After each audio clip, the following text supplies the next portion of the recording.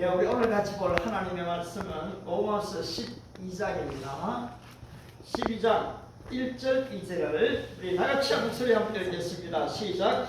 그러므로 형제들아, 내가 하나님의 모든 자비하심으로 너희를 권하노니 너희 몸을 하나님이 기뻐하시는 거룩한 산 제물로 드리라. 이는 너희가 드릴 영적 예배니라. 너희는 이 세례를 본받지 말고 오직 마음을 새롭게 함으로 변화를 받아 하나님의 선하시고 기뻐하시고 온전하신 뜻이 무엇인지 분별하도록 하라. 아멘. 아멘. 오늘 우리는 이 시대를 걸어서 4차 산업시대, 지식 정보화 시대라고 참 많이 들어왔습니다. 그런데 이제는 이 시대를 넘어서서 이 혁명의 시대가 도래한 것 같습니다. 여러분, 만약에 스티브 잡스가 이 노트북, 스마트폰 이게 없었다면은 오늘날 이 사회가 이렇게 지금 복잡하지는 않았을 거예요. 그런데 이제는 여자친구는 없어도 남자친구는 없어도 살 수 있는데 이 스마트폰이 없이는 살 수 없는 시대가 되어져 버렸습니다. 여러분, 이렇게 변화된 게 그렇게 오래되었나요? 사실 십수년밖에 되지를 않았습니다. 그런데 이번에는 이 챗 GTP의 등장으로 인해서 전 세계는 혁명의 시대로 바뀌어가고 있습니다. 여러분, 이 혁명의 시대는 잘 대처하면 살게 되지만, 그런데 이 혁명의 시대에 잠만 자고 있으면 우리는 도태되거나 사실 죽게 됩니다.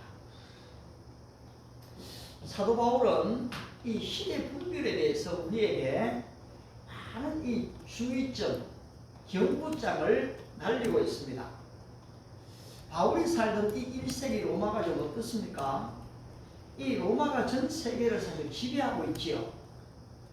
그런데 이러한 시대의 상황을 보면서 바울은 그렇게 기록했거든요. 너희가 이 시대를 알거니와, 로마 교회에 보낸 편지에서 그렇게 얘기하죠.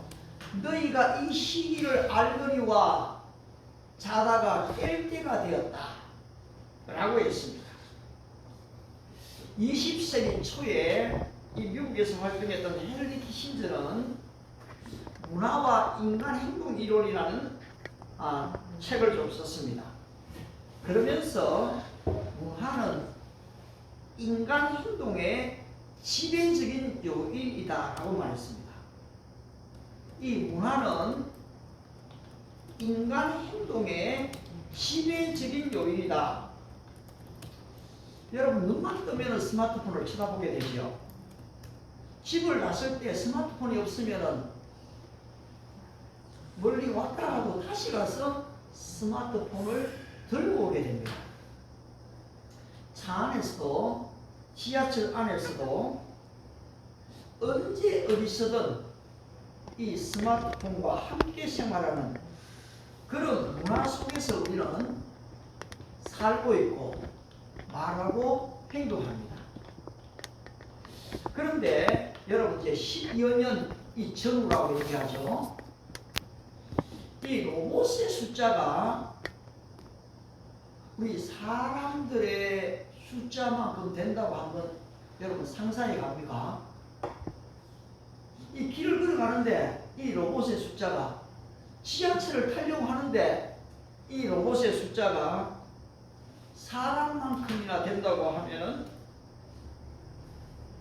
어떤 일이 벌어질까요?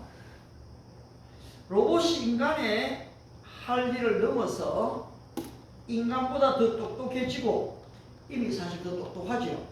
힘이 세고 인간 대신에 전쟁을 수행하는 그 능력이 있다면 어떤 일이 벌어지겠습니까? 1984년에 개봉되었던 이 터미네이터, 많은 사람들이 재밌게 봤어요. 근데 지금 이 SF 같은 공상과학 이 영화는 오늘 우리가 사는 이 현실에 성큼 지금 다가와 버렸습니다. 지난 4월 2일 날 우리 여기에서 다현자매와 함께 우리 챗 GTP의 활용을 보다가 이 스마트폰에 데스크업을 깔았죠. 그리고 제가 그것을 가지고서 Can you help me? My English speaking? 너 나의 영어 말하면서 좀 도와줄 수가 있니? 그 로봇의 인공지능에게 물었어요. 근데 이 인공지능 챗봇의 대답이 뭡니까? Of course. 물론이다. 이래 나왔어요. 그러니까 지금 그대로예요. I would be happy to help you with your English speaking. 나는 너의 영어 말하는 스킬을 좀 돕게 되어서 아주 행복하다. As an AI language model, I don't have a feeling. 내가 사실 이 인공지능의 언어 모델로서 나는 사실 감정은 가지고 있지 않아. But I am always here to help you. How can I assist you today? 그렇지만 나는 항상 여기에서 이 챗봇에서 너를 도와줄 수가 있다. 오늘 내가 너를 어떻게 좀 도와주면 좋겠니? 여러분 이렇게 그대로 나왔거든요. How can I assist you today? 오늘 내가 너를 좀 어떻게 도와줄까? 여러분 챗봇이 감정이 없다고 했잖아요. 근데 이 말을 들은 내가 기분이 나쁠까요? 야, 너 이렇게 말할 수가 있어. 얘기 안 하죠? 고맙잖아요. 야, 너가 나의 영어를 도와주겠다고 참 고맙다. 느꼈죠? 그런데 대화가 좀 더 깊어져 갔습니다. 또 이렇게 묻습니다. 인간은 챗 GPT 시대에 인공지능을 좀 능가할 수가 있을까? 제가 이렇게 물어봤어요.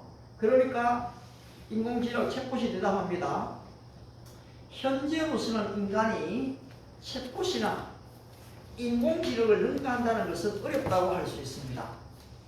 하지만 인간과 인공지능과의 관계는 단순히 지식 및 정보 처리 능력으로 한정되지 않습니다. 인간은 감정, 상황 판단, 창의성, 직관, 윤리적 판단력 등으로 다양한 측면에서 인공지능과 차별화된 능력을 가지고 있습니다. 인공지능은 많은 정보를 빠르게 처리하고 분석할 수 있지만 인간은 그 정보를 다양한 시각과 관점에서 분석하고 해석할 수 있습니다. 따라서 인간과 인공지능과의 경쟁은 계속될 것이며 서로 보완하는 관계로 발전할 것으로 예상됩니다. 여러분 초등학교 그런 아니죠? 적어도 중고등학교를 좀 넘어서죠. 이런 지적인 수준의 챗봇이 이 대답을 이렇게 해주고 있거든요. 그런데 그 한 달에 또 지금까지 지나면 이 인공지능은 얼마나 학습하고 정보를 더 축적해 있겠습니까? 이러한 시대의 변화의 만큼 저는 좀 이제 이 시대가 자꾸 변화되고 있으니까 나도 이 시대에 내가 어떤 사람이 되어야 되겠는가? 어떻게 이것을 올바르게 활용할 수 있을까? 하는 고민이 생겼는데요.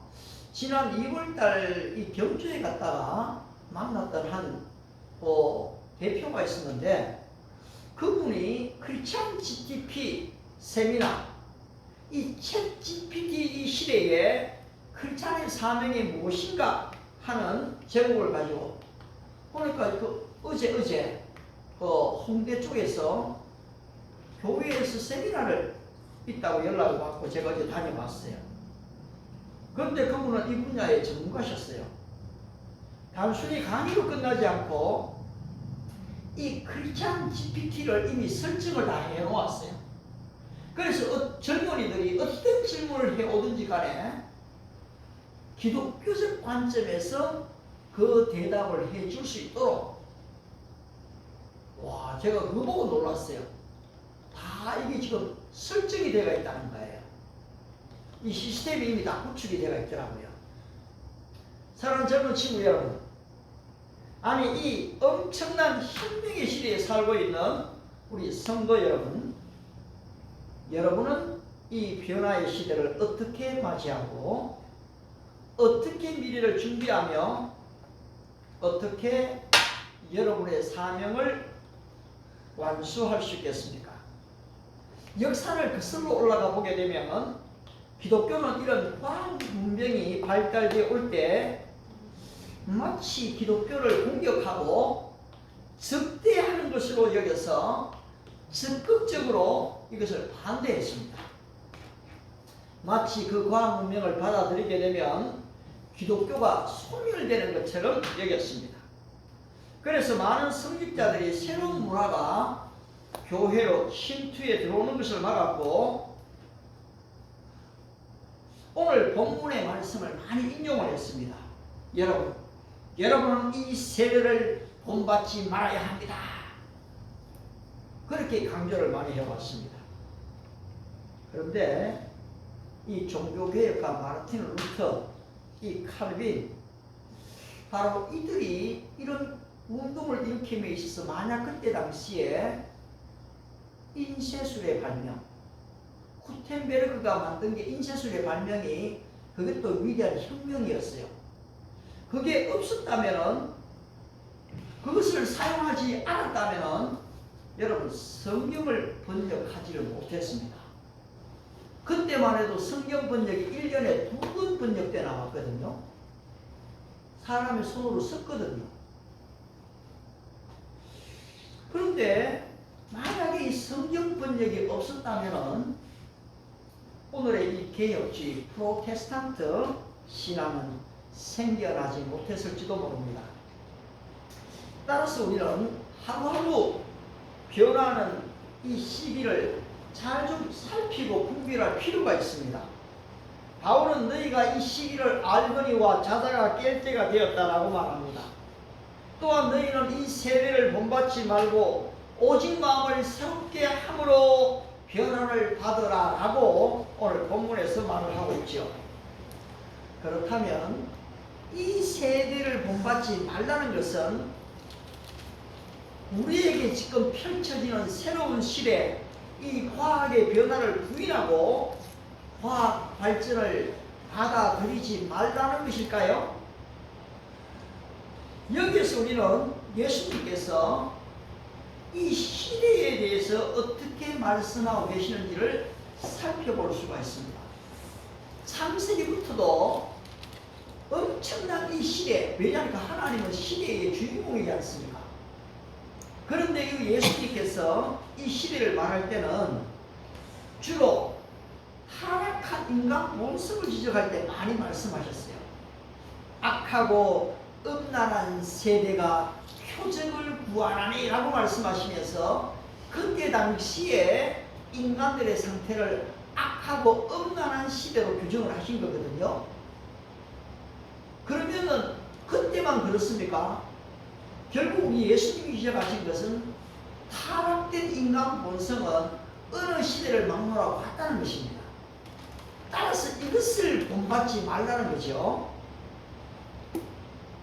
우리 주님께서 인간 이성의 진보, 과학 문명의 발전 자체를 주님이 거부하신 것은 아니셨습니다.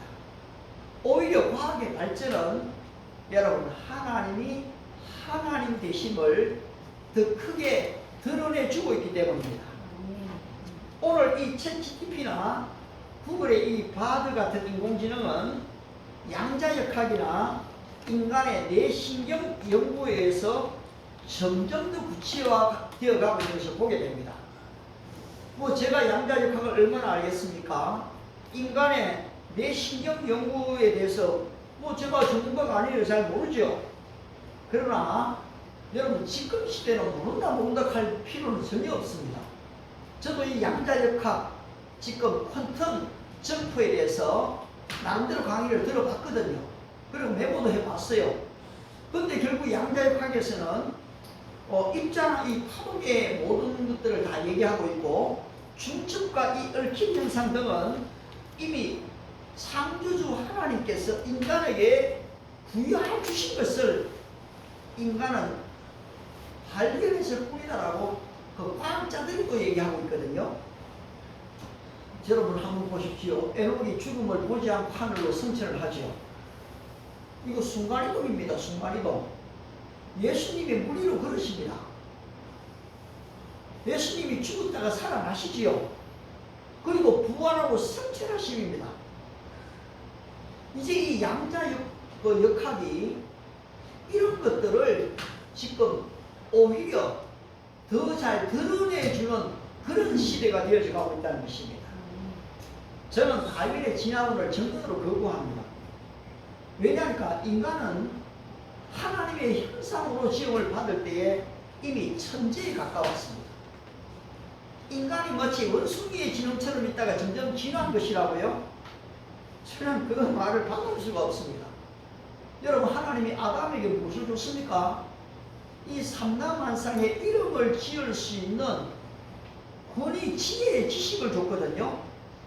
그런데 이 아담이 이름들을 짓잖아요. 그런데 오늘날 이 인공위성이 깜짝 놀랄 어느 능력, 어느 체계, 어느 융합, 어느 표현을 우리가 볼 수가 있는데요. 그런데 하나님은 이미 우리에게 이걸 다 주셨는데 결국 어떻게 됐습니까? 인간의 죄와 타락으로 말미암아 이 지혜와 기능을 상실했던 것입니다. 오늘 우리는 GPT를 보고 놀라지만은 이것은 결국 LLM, 보니까 라지 랭귀지 모델이더라고요. 이 언어를 종합하고 그것을 분석하고 정리했던 그 이상도 그 이하도 아니거든요. 인간의 뇌신경막을 로봇이 흉내낸다고 하지만은 사실 이 로봇은 인간의 신빛을 하나 부여할 수도 없습니다. 인간의 뇌를 지금 복사할 수 있다고까지 얘기하거든요. 앨런 머스크가 그 얘기를 해요. 인간의 뇌를 스캔할 수 있다고 하지만 결국 인간의 타락은 하나님을 거부하고 인간의 편리를 위해 만든 인공 로봇은 오히려 우리 인간을 지배하고 인간이 그 로봇의 노예가 되어지는 그런 시대를 만들게 되지 않을까. 지금 사실 이 테슬라의 일론 머스크와 샘 알트만 두 사람의 대결이기도 한데요. 그런데 이 샘 알트만은 계속해서 이 로봇을 인공지능을 더 만들어내야 된다고 쪽이고 일론 머스크는 우리 6개월 동안에 이걸 유예시키자. 왜냐하니까 지금 이 인공지능이 감정과 이 모든 것들을 다 학습하게 되면 굉장히 위험에 처하게 된다. 지금 그 양자가 지금 같이 맞붙어 있더라고요, 보니까. 그런데 여러분, 이미 1950년 이때에 60년대 핵무기가 만들어졌습니다. 그리고 히로시마에 이것이 원자탄이 떨어졌죠. 16만의 사람이 거기서 죽었고 또 피해를 지금도까지도 보고 있습니다. 그런데 지금 전쟁이 안 일어나서 우리가 이래 있지만은 여전히 핵 위협에 그 속에 우리 인류가 지금 노출되어져 있는 것이거든요. 이 인간 본성이 바뀌지 않는 한 그 어떤 인간의 이성, 이 과학의 발달도 인간이 지금 점점 범죄하고 타락하는 도구로 사용되어질 뿐이라는 것입니다. 그렇다면 우리는 이 챗GPT 같은 혁명의 시대에 어떻게 살아야 하는 것일까요? 그렇습니다, 여러분. 오늘 바울은 이것을 우리에게 너무나 잘 지적해 줍니다. 내가 하나님의 모든 자비하심으로 너희를 구원하노니 너희 몸을 하나님이 기뻐하시는 거룩한 산제물, living sacrifice, 살아있는 제물로 드려라. 여러분, 하늘 아래 새 것이 없다고 솔로몬이 얘기를 했거든요. 오늘의 과학적 발달도 사실 성경 요한계시록을 여러분이 읽으시게 되면은 거기에 이 짐승의 뿔로 해갖고요, SF 공상과학 영화에서나 볼 수 있는 정말로 신기한 것들이 요한계시록에 이미 다 기록되어 있습니다. 우리는 인공 로봇의 손에서 이때로는 뭐 로봇 안에서 빛이 나오죠. 그리고 또 불이 막 나옵니다. 불이. 그걸 보고 와 두려워하죠. 근데 여러분이 하박국 3장 4절을 읽으시게 되면 그 광명이 햇빛 같고 광선이 그 손에서 나오나니 그 권능이 그 손에 속에 감추었도다. 여러분 빛을 만드신 하나님이 불을 제공을 못하겠습니까? 그래 지금 이 하나님은 이미 이 시대를 다 내다보고 계시는 거죠. 그런데 이제 인간의 이성이 점점 깨지면서는 이만한 지금 발전들을 가져오게 된다는 거죠. 이 하나님의 창조 앞에 인간이 어떤 존재가 되어야 됩니까? 겸손히 무릎 꿇고 예배해야 하는 존재가 되어야 한다는 것입니다. 하나님 말씀하시죠. 나 외에 다른 신이 있겠느냐? 나 외에 다른 이가 없느니라. 내가 생각한 것, 내가 마음먹은 것은 반드시 이루어진다 라고 얘기하셨고, 이 욥은 그것을 이미 알고 하나님은 내게 작정하신 것을 이루실 것이다. 이런 일이 그에게 많이 있다고 고백했습니다. 인간적인 예배가 아닌 영적인 예배입니다, 여러분. Living Sacrifice거든요. 살아있는 예배, 산 제물이 되어야 되고, 바로 이것은 영적인 예배를 의미하면서 마음을 다하고 뜻을 다하고 힘을 다하고 목숨을 다한 인격적 예배를 드려야 한다는 것입니다. 따라서 주일 하루의 예배가 아닌 바로 일상 가운데서의 이 예배는 얼마나 중요합니까? 둘째로 우리는 마음을 새롭게 해야 됩니다. 어떻게 새롭게 될 수가 있습니까? 고린도후서 5장 17절 말씀처럼 그런 적 누구든지 그리스도 안에 있으면 새로운 피조물이라. 이전 것은 지나갔으니 해야 됩니까? 보라 새 것이 되었도다. 어떻게 새 것이 됩니까? 그리스도 안에 있을 때입니다.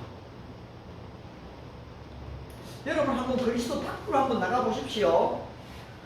세상이 좀 일시적인 즐거움을 주는 것 같지만은 그 결국은 비참함입니다. 한번 일시적인 쾌락을 누리고 그 뒤로 얼마나 실망하는 자신들의 모습을 발견합니까? 우리 주님께서는 내 안에 거하라고 말씀하시죠. 내 사랑 안에 거하라. 나를 떠나서는 너희가 아무것도 할 수가 없느니라. 그런데 오늘 범죄한 인간은 하나님을 떠나려고 하는 것입니다. 하나님을 떠나서는 여러분 새롭게 될 수가 없습니다. 아가스의 말씀처럼 그 성실하신 하나님께서 아침마다 우리를 새롭게 하시기 때문에 그 안에서 새로워질 수 있습니다. 여러분 한번 태양이 녹아내리는 것을 상상하실 수 있겠습니까? 여러분 지금 두바이에 인공달이 뜬다고 하더라고요. 그것도 지금 거의 300m가 되는 지금 달입니다. 달. 완전히 똑같은 그 달이 되고 추석달도 되고 보름달도 되고 반달도 된대요. 그런데 어쨌든 오늘 베드로 사도는 뭐라고 얘기하고 있는가 하니까 태양이 지금 녹아내릴 때가 온다는 거예요.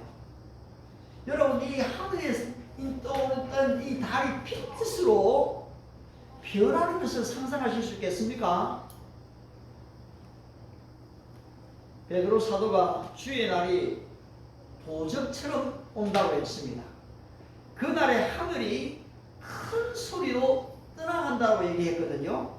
이 물질 입자와 이 파동, 중첩과 이 얽힘 현상들이 뜨거운 불에 풀어지게 된다고 했습니다. 땅과 그 중에 있는 모든 것이 드러나는 날이 오게 될 것이거든요. 따라서 베드로 사도는 묻습니다. 바로 이러한 시대에 너희는 어떠한 사람이 되어야 마땅하뇨? 여러분 마지막 때가 오는 것입니다. 오늘 지금 이 변화되는 혁명의 시대라고 하지만은 이 혁명의 시대에 어떻게 하나님이 이 우주와 세상과 나를 다스리시는가를 잘 분별하게 되면 내가 새로워질 수가 있다는 것입니다. 사랑하는 친구 여러분, 우리의 몸을 하나님이 기뻐하시는 거룩한 산제물로 드리는 예배적 존재가 되어야 합니다. 그리스도 안에서 날마다 새로워져야 합니다. 끝으로 마음의 변화를 받아 하나님의 선하시고 기뻐하시고 온전한 뜻을 분별하라. 여러분, 성경은 절대로 변화를 두려워하지 않습니다. 오히려 예수님은 이 세상을 변화시키셨거든요. 성경은 이 시대를 변화시키기를 우리에게 지금 요청합니다. 우리가 이 변화되어지는 시대의 종이 되는 것이 아니고 우리가 이 세대를 변화시켜야 하는 것이거든요. 따라서 우리 가운데 크리스찬 과학자들이 수도 없이 나와야 됩니다. 수도 헤아릴 수 없는 바로 이 내 신경망을 또 연구하는 연구가가 나와야 되고요. 법률가가 나와야 됩니다. 그리고 이 윤리 도덕을 또 이 시대에 세워야 되거든요. 그러기 위해서 우리가 먼저 하나님이 기뻐하시는 사람이 되어야 합니다. 하나님은 하나님의 기뻐하는 사람을 통해서 일하시고 계시거든요. 다윗이 어떻게 이야기합니까? 내가 이새의 아들 다윗을 만나니 내 마음에 합한 사람이라. 하나님의 마음에 아주 기뻐하는 사람이 다윗이었거든요. 그래서 내가 저에게 내 뜻을 이루게 하리라 하셨거든요. 오늘 이 변화하는 시대에 저와 여러분들이 하나님이 기뻐하는 사람이 되어지면은 하나님은 우리를 사용하시는 겁니다. 아멘. 그러면 어떻게 하나님의 뜻이 뭡니까? 그렇죠. 어렵지 않았어요. 주님이 우리에게 요청한 게 어렵다. 서로 사랑하라. 내가 새 계명을 너에게 주노니 서로 사랑하라. 너희가 서로 사랑하면 세상의 모든 사람이 너희가 나의 제자인 것을 알게 될 것이다. 여러분, 그런데 오래 있으면 사랑하는 걸까요? 이거 조심해야 돼요. 분명히 엄마는 애한테 늘 밥 해주고 옷 빨아주고 사랑했다고 생각해요. 아빠는 열심히 일해갖고요, 돈도 갖다 주고 열심히 일했다고 생각해요. 그런데 애들은요, 전혀 사랑을 못 느껴요. 여러분, 사랑을 애가 못 느끼면 그거는 사랑이 아닌 거예요. 오래 있다고 이 사랑을 느끼는 게 아니에요. 걔가 이 사랑을 느낄 수 있도록, 알 수 있도록 그걸 건네줘야 돼요. 그때에 단 한 시간을 있어도요, 이 사람은 이분이 나를 사랑하는구나. 이분이 나를 존중해 주는구나. 이분에게 나를 맡길 수 있구나. 알게 된다는 것이요. 하나님은 우리가 기뻐할 때 하나님은 우리를 기뻐합니다. 여러분, 주일 교회 오기 전에도 사실은 감사한 이야기도 있고 다 일이 많지만은 적지 않은 수고하고 무거운 짐들이 항상 있게 되거든요. 눈만 뜰 때 감사보다는 왜 이렇지? 왜 이래? 싶을 때가 없지 않습니다. 그러나 여러분들이 훈련을 시켜야 됩니다. 여러분 스스로 눈만 뜨면은 입에서 감사가 나오도록, 좋은 일이 눈에 보여지도록, 긍정적으로 생각되어지도록 그렇게 여러분들이 자꾸 훈련을 시켜야 됩니다. 제가 저희 아들, 딸들이 화가 나 있는 얼굴을 보면 어떻겠습니까? 제 기분이 좋겠습니까? 나도 슬퍼지죠. 우리 글로벌 킹덤 교회 식구들의 얼굴에 이 근심이 가득해 있으면 아이고 저렇게 근심 가득한데 나는 기뻐서 좋다 할렐루야, 제가 그렇습니까? 아니잖아요. 저 개인적으로도 제 자신에 대해서나 가정에 대해서 또 주변에 일어나는 일에 대해서 걱정 근심이 전혀 없겠습니까? 아닙니다. 저도 항상 있습니다. 그렇지만 어떻습니까? 주님의 말씀이 항상 기뻐하라, 쉬지 말고 기도하라, 범사에 감사하라 말씀하시기 때문에 항상 기뻐하는 거죠. 또 여호와를 기뻐하라, 그리하면 저가 내 마음의 소원을 이루어 주시리로다. 시편 37편 4절이죠. 여러분, 하나님의 소원이 이루어지는 것이, 우리의 소원이 이루어지는 것이 어려운 게 아니에요. 여호와를 기뻐하는 데 있어요. 아무리 어렵고 힘든 일이 생겨 있어도 여러분들이 여호와로 인하여 기뻐해야 됩니다. 그게 누굽니까? 하박국 선지자입니다. 논밭에 식물이 없고 우리의 양이 없고 외양간에 소가 없고, 아니 식물이 있어야 되잖아요. 근데 없어요. 근데 어떻습니까? 난 여호와로 인하여 기뻐하며 즐거워하리로다. 하나님 한 분만으로 기뻐할 수 있는 훈련이 돼야 한다는 것입니다. 따라서 이제는 더 이상 아무리 어렵고 힘든 일이 있어도 여러분 안에 이 기쁨을 앗아가지 못하게 하십시오. 주님 안에서 기뻐하기로 결정해 버리십시오.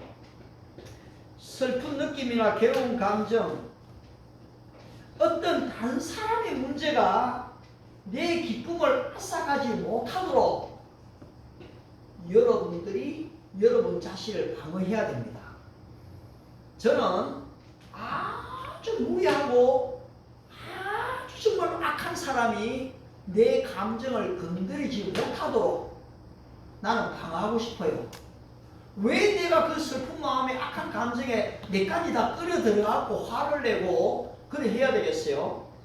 내가 허락하지 않기로 내 믿음의 의지가 결단해 버리는 것입니다. 그러면 여러분 이 감정을 뺏기지 않아요. 주 안에서 기뻐할 수 있거든요. 정말로 어렵고 힘든 상황에서 하박국이 그렇게 여호와로 인하여 기뻐한 것처럼 기쁨의 훈련이 될 수가 있습니다. 너희가 이 시기를 알거니와 자다가 깰 때가 되었다. 정말로 제가 봐도요, 이 챗 GPT, 지금 이 인공지능, 인공 로봇이 우리가 지금 상상하는 이상으로 가게 될 것 같아요. 그런데 그날이 온다 할지라도 놀랄 이유는 전혀 없다는 것이요. 오히려 이것을 잘 알고 분별하고 인간의 이 본성, 얼마나 악으로 치닫는가에 대한 본성, 로봇 전쟁이 일어날 것에 대해서도 얼마든지 가정할 수 있는 거죠. 뭐. 이미 지금 드론이 그렇게 하고 있고요. 우크라이나 러시아의 전쟁에서 그렇게 지금 되고 있어요. 볼까요? 그런데 이제 이 우리의 있는 이 믿음을 가지고 거기에다가 나 자신을 맡기지 않기로 내가 결정을 하는 겁니다. 아울러 악으로 변장되어 오는 이 과학주의를 경계하는 겁니다. 천사로 가장해 오는 이 물질주의와 이성주의와 쾌락주의를 내가 허용하지 않는 것입니다. 우리의 몸을 산제사, living sacrifice, 산제물로 예배자로 서는 것이고 내 마음을 새롭게 함으로 하나님이 기뻐하는 기도의 신자가 되는 것입니다. 하나님의 마음에 합할 때에 하나님께서는 우리에게 시대를 분별할 수 있는 분별력을 주시고 그것을 올바르게 알고 하나님의 영광을 위해서 사용할 수 있는 지혜도 주시며 또 아울러 우리를 들어 사용하시는 은혜와 축복이 함께 하시기 바랍니다. 기도하겠습니다.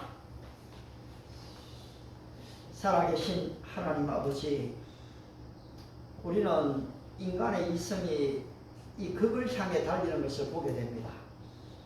아울러 이 과학의 발달들이 가히 우리 이성으로는, 우리 지식으로는 도저히 감당하기가 어려울 정도로 인공지능의 이 발달이 이렇게 크게 우리 눈앞에 다가왔습니다.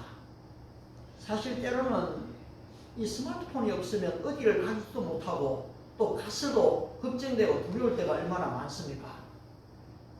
오늘 인간이 만들어 놓은 이 기계에 인간이 이 기계를 이용하고 다스리기보다는 때로는 인간의 종이 될 때가 없지 않습니다. 자비하신 아버지, 결국 우리 인간들의 죄로 말미암아 주어졌던 이 모든 타락 때문에 그렇습니다. 다시 한 번 더 우리가 죄인인 것을 고백드립니다.